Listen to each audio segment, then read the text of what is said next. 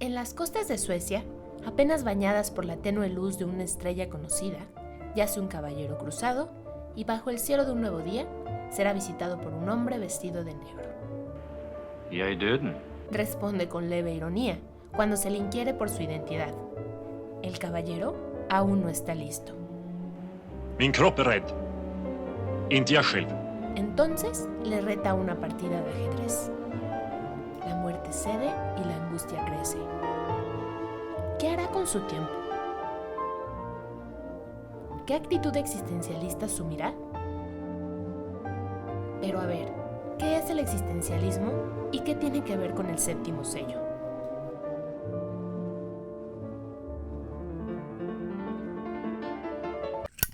Saberse mortal es don y maldición para el hombre.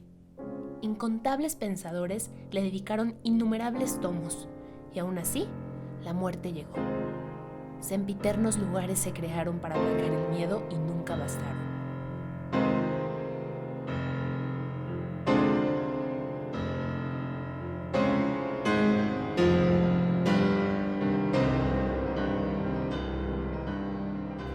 Existimos, cosa que para algunos es evidente y para otros no. En verdad, párate y mira a tu alrededor. Todo existe. Ahora que la muerte, ese final, esa negrura, ese vacío, la muerte, a pesar de estar allí, parece no estar. Toma tu dedo índice y señala la muerte. Un cuerpo carente de vida, pero no la muerte. Una guerra destructora de vida tampoco es la muerte en sí. ¿Dónde está la muerte en sí? De dónde vengamos y a dónde vayamos, las preguntas abundan. ¿Y por dónde comenzar?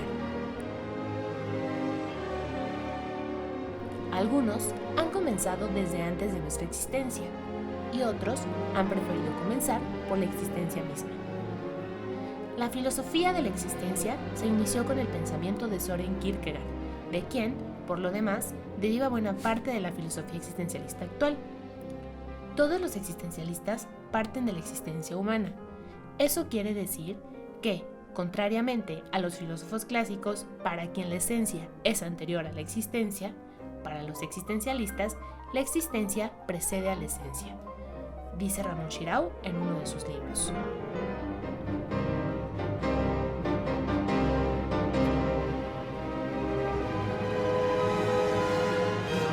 A este pequeño Ingmar Bergman le tocó vivir una de las épocas más duras para la humanidad. Una en donde los otrora sueños de progreso se convirtieron en literales cañones de ideología y conquista. Si Julio Verne hubiera visto sus submarinos convertidos en bombas atómicas, hubiera roto en inconmensurable llanto. Nacido en 1918, al finalizar la Primera Guerra Mundial, le tocó crecer en una familia luterana, con un padre sumamente religioso y en un mundo que apenas podía concebir la paz de nuevo. Todo esto sin contar ni olvidar que su pueblo, cientos de años atrás, había visto a sus dioses morir para ser sustituidos por otro que acabaría por convertirse en el único, o casi el único del mundo occidental.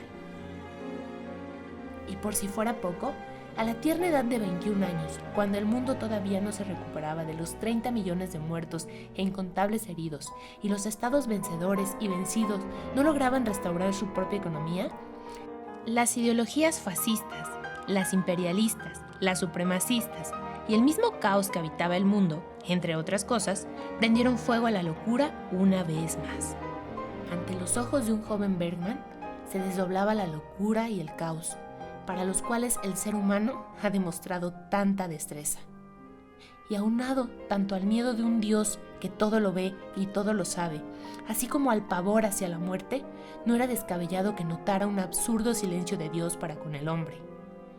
Casi 30 años tenía cuando por fin se acabó el horror, pero tan solo el de la guerra, porque el del hambre y la pobreza que tanto caos dejó a su paso permanecían en el mundo. Así, en 1957, bañado en existencialismo, realizaría con un bajo presupuesto la película del Séptimo Sello, basada en una obra de teatro que él mismo escribiría previamente bajo el nombre de Pintura de Madera. La inocencia es ignorancia. En la inocencia no está el hombre determinado como espíritu, sino psíquicamente, en unidad inmediata con su naturalidad. El espíritu en el hombre está soñando. En este estado hay paz y reposo, pero hay al mismo tiempo otra cosa que, sin embargo, no es guerra ni agitación, pues no hay nada con qué guerrear. ¿Qué es ello? Nada. Pero, ¿qué efecto ejerce? Nada. Engendra angustia, escribió Søren Kierkegaard, un filósofo danés. El séptimo sello, cuya profundización da para 5 tomos y una traducción al latín, sirve a Bergman de catarsis para poder extirparse el miedo a la muerte a través tanto de sus personajes como de los claroscuros y la quietud de la cámara. Por lo pronto, y para no perdernos en un mar de veredictos y cirugías analíticas, serán solo el caballero, Antonius Block, y Jones, el escudero, nuestros sujetos de análisis que servirán de pieza de ajedrez en un juego contra la muerte, el significado de la vida y la angustia de vivirla. Nuestro caballero adoptará una postura angustiante e inquisitiva frente a la vida, porque, después de todo, él es quien ha retado a la muerte a jugar ajedrez, mientras que su escudero se burlará tanto de Dios como del diablo y hará de su propia palabra su única ley. Ante la imposibilidad del caballero por conocer a Dios mediante los sentidos, sería justo preguntarse, ¿cómo? En tiempos clásicos era común preguntarse acerca de Dios y su naturaleza, quiero decir, llegar a la divinidad mediante la razón. Pero a la eventual extinción de las ciudades-estados, el auge del Imperio Romano y su inevitable caída, los seres humanos quedan literalmente desorientados. ¿En qué creer cuando el imperio más grande de la historia ha caído literalmente a ojos de todo el mundo? Aquí entra el cristianismo, que en ese entonces no era una ideología tan conocida. Los perseguían por sus creencias como ellos perseguirían más tarde, y comienza a conquistar el pensamiento de la humanidad, en gran parte por este emperador que fue quien volvió al cristianismo la religión oficial del Imperio Romano, o al menos lo que quedaba de él. Cuestionar a Dios mediante la razón dejó de ser el único medio, y un nuevo modo de conocimiento abarcó las tierras desoladas de Occidente. La fe.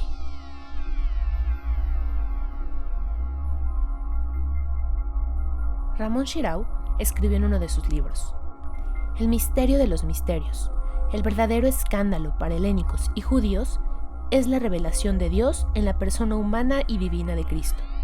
Y es esta misma revelación la que el cristiano está dispuesto a aceptar por la fe, como guía de una vida que adquiere su verdadero sentido si se dirige a la salvación eterna del alma.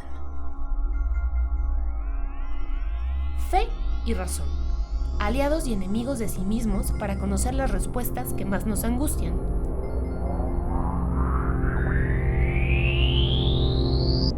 Pero Bloch quiere ciencia, conocimiento o garantías si así gustas. Si existe Dios, que voltee a verlo al rostro y le tienda su mano. Y si no, que alguien se lo demuestre a sus sentidos, por favor. Y es que ante tanto horror atestiguado por el hombre y el peso de la cultura proclamando que en efecto hay un Dios todopoderoso y que además es Dios de amor, solo quedaría creer ciegamente o lanzar un grito al cielo y preguntar ¿por qué? Ahora, si bien la muerte siempre nos acompaña, son los eventos más lúgubres y hórridos los que desencadenan un temor más palpable. La conciencia de nuestra propia mortalidad nos angustia.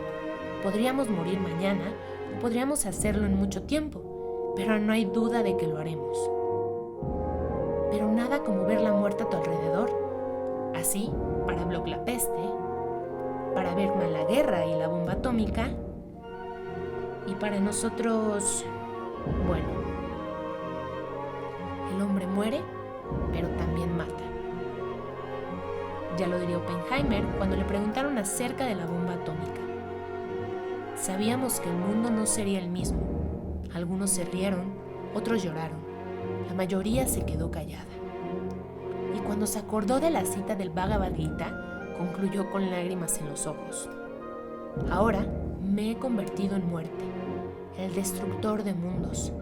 Creo que todos pensamos eso de una u otra manera. Es la demostración de la muerte en masa o la muerte indiferente la que concreta ese terror. Un día pensamos en el mañana, pero al ver miles o millones de muertos, el mañana titubea. Y si de plano no hay nada que hacer para evitarla, quizás conocer lo que sucede después de ella nos calme un poco y nos haga irnos con más calma. Pero nadie ha ido y regresado. Nadie que haya partido ha escrito una carta o ha despertado para narrar las visiones del más allá. De otro modo, Houdin hubiera sido el más grande escritor en vida y también en muerte. No conocernos aterra, lo incierto nos asusta, y esta angustia parece que no se irá muy pronto.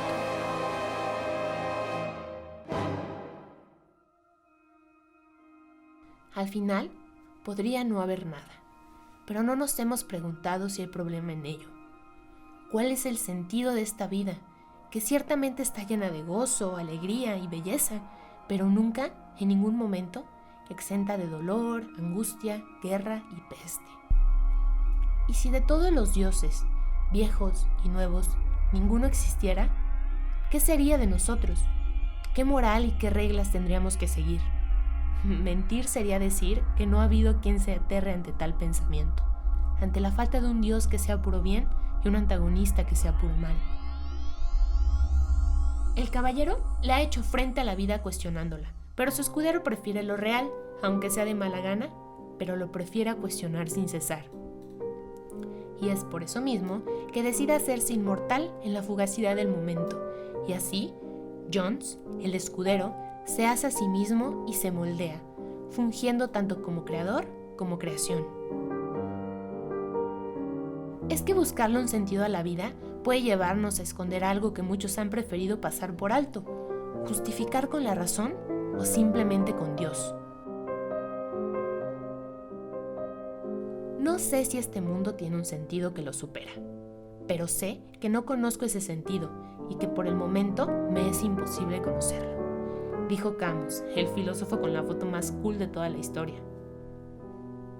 Sin parar, dijo luego: ante Dios, más que el problema de la libertad, hay el problema del mal. Se conoce la alternativa: o bien no somos libres y Dios Todopoderoso es responsable del mal, o bien somos libres y responsables, pero Dios no es todopoderoso. Para Jones, es preferible que no haya nadie, que la nada nos reciba y que esta vida no tenga sentido. Es, pues, la forma en la que ha decidido afrontar este mundo que tanto brilla y tanto se opaca de cuando en cuando. No lo hace, pues, con tranquilidad. La falta de un Dios y la presencia de la nada es algo que no soporta ver, pero que aún así observa, con ese rostro lacerado que ha visto y producido tanta muerte. Cosa que sin duda siempre contrapone a su maestro cuando puede, y sobre todo en esos momentos en donde nos han enseñado a callar. Acto que Jones podrá hacer, pero bajo protesta. Sin ser villana, porque en la vida no hay héroes, la muerte se hace presente. Verdad ineludible para Bergman, tan ineludible que gran parte de su trabajo giraría en torno a ella, sin mencionar que su vida, la de todos realmente, lo hará también. Caballeros angustiados o escuderos desvergonzados caminarán en el presente.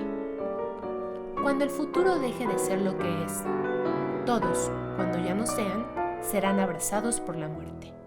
Habrá quien solucione tal angustia creando mundos después de este. Habrá quien escupa a la muerte y se escupa a sí mismo, pero la verdad siempre llega.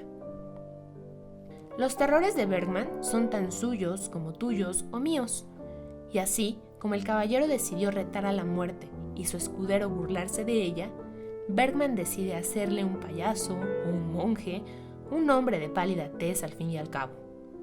Ahora ya no es tan grande, ahora es un actor, y antes un personaje escrito en un papel.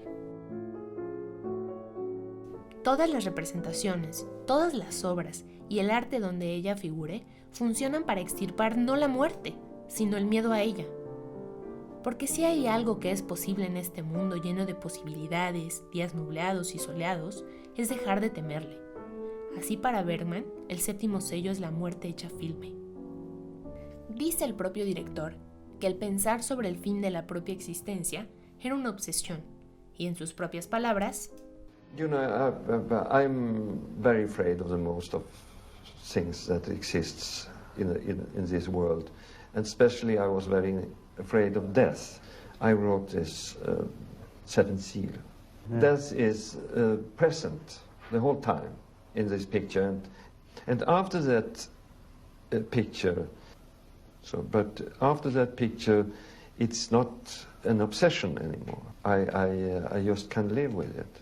So that the picture was a good medicine, that was what you meant. Of course, I still think very much about death and vivir con la muerte es una cosa y decidir vivir con ella es otra. El sol permanece en su lugar y lo aceptamos. La luna mueve la mar y lo aceptamos. Un día precede a otro y todo tiene su atractivo y lo aceptamos. ¿Por qué no, pues, aceptar la muerte y proseguir?